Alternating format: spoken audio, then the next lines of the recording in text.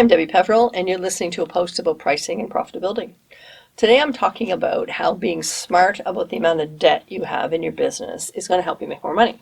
So there's two things that happen there. One of them is picking the right loan terms and paying loans back in a logical way. So that reduces your interest and expense, so you make more money if you have lower interest.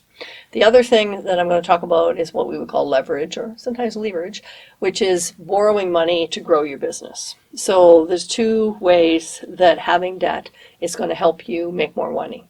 So let's talk about the loans first. If you've heard the term easy monthly payments, that would be something to watch out for, because if it's an easy monthly payment, that means you're paying a small amount on a loan, but you're paying it for a long time. And the longer it takes you to pay off debt, the more interest you're going to pay. The more interest you pay, the less money you make. So you want to try to balance this. If you make bigger payments, you pay less interest.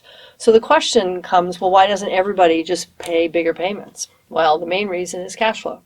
If you need to make big payments, you need to have good cash flow to make that happen. So a lot of times of new businesses, and some businesses when they've been around for a while, their cash flow is still not strong, so they can't afford to make big payments. They just don't have the cash flow. So in that case, you got to work on your cash flow, or you're going to just end up paying more interest. But if your cash flow is strong, you don't need to be doing the easy monthly payments. You could be making bigger payments and reducing the amount of interest that you pay. So one of the things I suggest is that you take a look at a flexible loan. Can you go for the low monthly payment, but if you've got cash, you can make a payment on that loan? So it's a loan that allows payments whenever.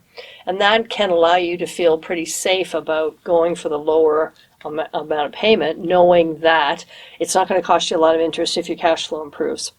Because the problem with going for a big payment and then not being able to make the payment is that your loan gets called. And if your loan gets called, it can be hard to get a new loan to replace it because you've just demonstrated that you don't have the ability to make loan payments. So we don't want to set a loan payment that's high because we're trying to reduce interest, only to find out that we're not making enough cash or enough money in to make that payment, and we end up having that loan called. The other thing is if you're using loans to buy assets, so you're buying a vehicle, you're buying equipment, whatever, then you want to make sure that you're paying back the money over the useful life of the asset. So if you're borrowing for a truck, if the truck's going to last for 7 years, you should pay it back over 6. Because that way you've got a year where you probably have repair bills, but you don't have a loan payment. You still have a vehicle you can drive, and there's no better financial decision than driving a vehicle you don't have to make payments on. This is a happy, happy time. The opposite, of course, is a big problem. If you end up having loan payment left over when the truck's no good to you anymore, then that's going to be expensive. You're paying interest on both vehicles, the new one and the old one, and that can really stretch a business. So be careful when you're picking the term of a loan to make sure that it's not going to be a loan that's longer than the estimated useful life of any asset that you're buying. The borrowing money to grow. If you want to grow your business, you probably need to either borrow money to buy more inventory, or you may need to borrow money to pay more staff. If your business is going to be bigger than you, it's possible that you're going to need to borrow money for a while in order to spend the money you need to spend in order to grow the business. And some people are very reluctant to borrow money. And if you don't borrow money and you end up turning down business because you can't buy the goods you need to sell, or you don't have the staff you need in order to do the work because you're reluctant to borrow money, then you're not fertilizing your business with cash. It's not going to grow as quickly. And we have another post in this series that you may have already listened to, whether are you growing your business to sell? Do you have a business that you think at the end of your time running it that you can sell it for hopefully buckets of money?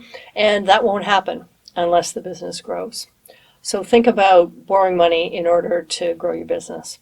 And the last thing is paying things on time.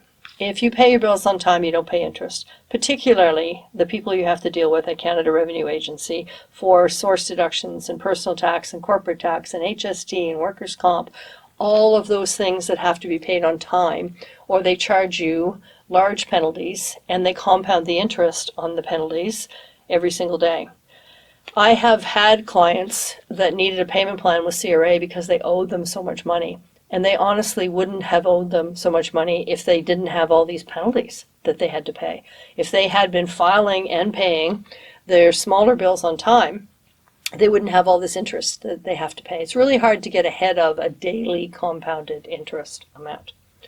So back to your debt, what you want to do is have enough debt to grow your business.